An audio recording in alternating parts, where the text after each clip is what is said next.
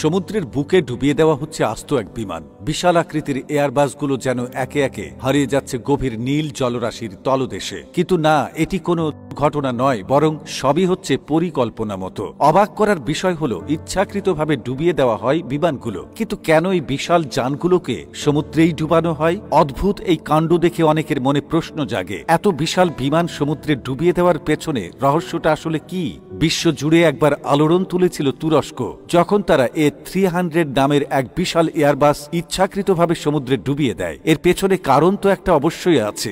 বছরের পর বছর ব্যবহারের পর যখন একটি বিমান পুরনো হয়ে যায় এবং আকাশে ওড়ানোর জন্য আর নিরাপদ থাকে না, তখন সেটিকে স্ক্র্যাপ করে ফেলা হয়। তবে তুরস্ক সহ কিছু দেশ পুরনো বিমানের এই ব্যবহারে এমন অভিনব এক দৃষ্টান্ত স্থাপন করেছে, যা একই সঙ্গে বেশ চমকপ্রদ ও কার্যকর। বিশালাকার বিমানের ভাঙাচোরা কাঠামো সমুদ্রের তলদেশে পাঠানোর পেছনে রয়েছে পরিবেশ এবং অর্থনীতি। উভয় দিক থেকে অত্যন্ত উপকারী একটি উদ্যোগ। পুরনো বিমানগুলোর প্রয়োজনীয় অংশ খুলে ফেলার পর বাকি কাঠামো যখন সমুদ্রে ডুবিয়ে দেওয়া হয়, তখন সমুদ্রের তলদেশে এয়ারবাস মতো বিমানের বিশাল কাঠামো সামুদ্রিক জীববৈচিত্র্যের জন্য হয়ে ওঠে নতুন এক আশ্রয়স্থল। ধীরে ধীরে সেখানে প্রবাল প্রাচীর গড়ে ওঠে, যা অসংখ্য সামুদ্রিক প্রাণীকে আকর্ষণ করে। এটি সামুদ্রিক বাস্তুতন্ত্রের জন্য এক নতুন প্রাণের সঞ্চার করে, অনেকটা গাছ লাগিয়ে বন তৈরির মতোই। পাশাপাশি বিমানের এই ধ্বংসাবশেষগুলো স্কুবা ডাইভিং এর জন্য পরিণত হয়